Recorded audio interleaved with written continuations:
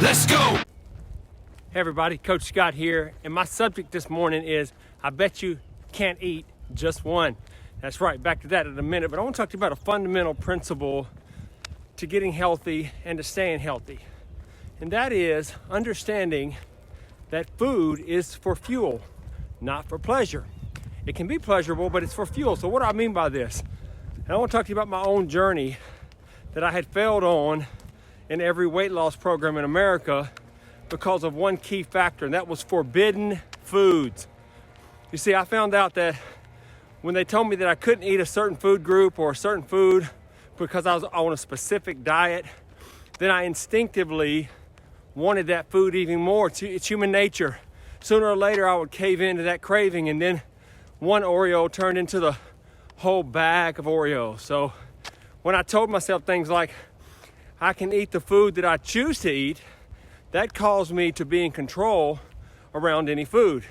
And what I discovered is that when you're in control of food, food doesn't control you, and that's real freedom. So back to the title. Remember the Lay's potato chip slogan, bet you can't eat just one? You know what? It's true. It's very, very true. And this is the little secret that the food manufacturers keep. They all have what's called food scientists on their payrolls. And what food scientists do is they understand the fact that human beings love fatty, sweety, salty type foods. Therefore, they create foods that have that effect on your brain chemistry. And when you like the way a food tastes, or you love the way a food tastes like I do, then you eat more of it, obviously. And that's why we teach you about the foods you should limit or avoid and the effect that they can have on your body, particularly your brain chemistry. But that puts you in control. And that's the difference between somebody telling you that you can't have a food versus you deciding that you choose not to eat that food or that you don't want it. And that makes you own the choice. And when you own the choice, it puts you in control. And having a treat meal or a treat day or an occasional snack or dessert that you like, particularly when you're in maintenance phase, that's not going to hurt you at all. So you got to give yourself some grace, take back control of your food, and it all starts with how you look at food. Remember, as long as you're in a prison of destructive behavior and limited belief systems, you're never going to have control over this area of your life.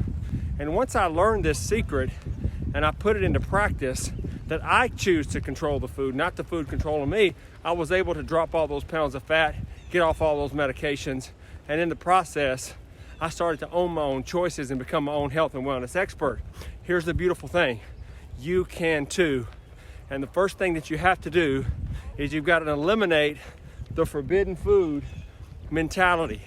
And if you eliminate the forbidden food mentality, that will be the first step of you taking control and owning your own choices. And if you'll do that, it'll set you free. And it has the power and the potential to change the way you eat. So remember, you can't just eat just one. It isn't just a slogan. It's an actual truth.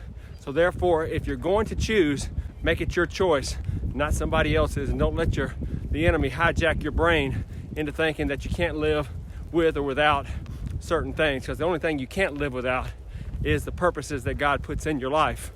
The food that He's created to put on this earth so that we can nourish our bodies. And mentality that says that we can do all things through Christ who gives us strength. So God bless you guys. Take care. I'll see you on the next video.